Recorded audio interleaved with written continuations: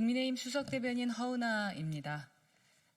서해 공무원 피살 사건과 우상호 비상대책위원장 관련된 논평 읽도록 하겠습니다.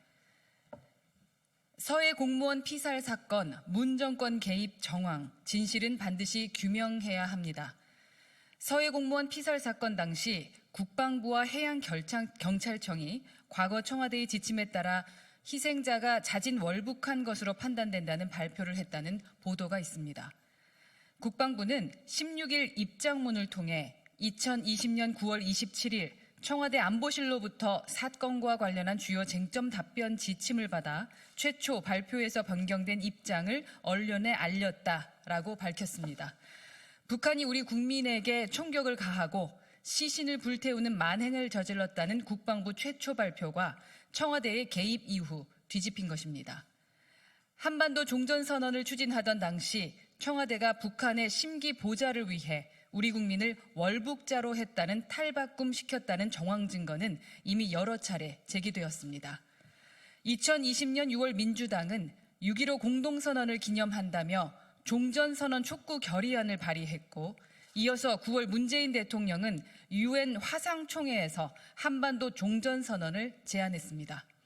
청와대가 북한과 대화 국면을 끌고 가기 위해선 국민을 사살하고 소외하는 만행을 저지른 북한군마저도 감싸고 비호해야 했을 것입니다.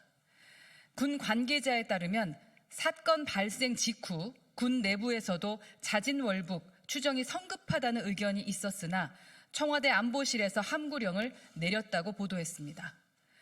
민주당과 과거 청와대 관계자들은 선량한 공무원의 희생을 도박빛으로 인한 정신적 공황 상태에서 월북했다고 폄하하고 사건의 진실을 은폐 왜곡하고자 한 저희가 무엇인지 이제라도 밝혀야 합니다.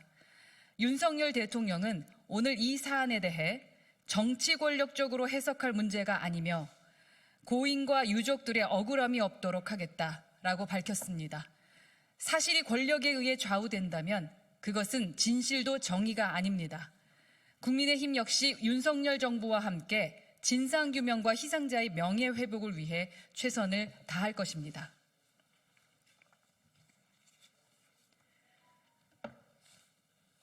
우상호 비상대책위원장은 민주당을 갈라파고스 정당으로 만들 생각이십니까?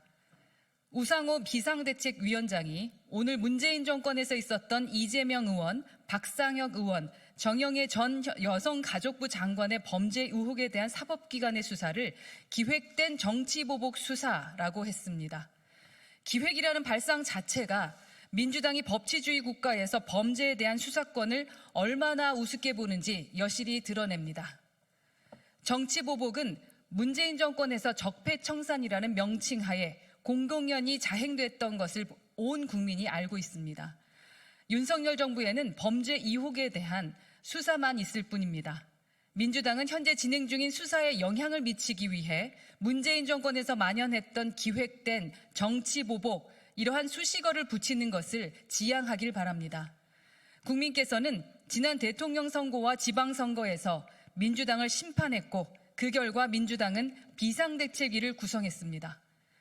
당을 혁신하겠다고 구성한 비상대책위가 문재인 정권에서 이루어졌던 범죄 의혹을 반성과 쇄신하려 하지 않고 법치주의를 망각한 채 당리당략적으로 해석한 것은 내로남불, 팬덤 정치의 전형일 뿐입니다.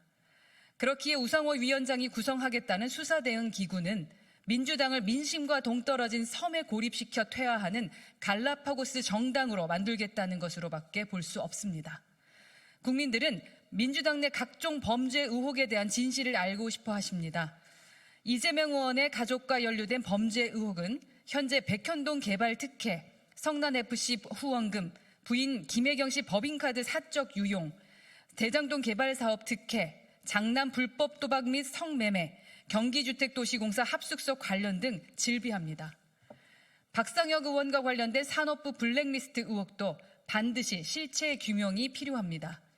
여성가족부가 본연의 업무는 도외시한 채 불법적으로 민주당의 대선 공약을 만든 사건도 진실을 밝혀내야 합니다.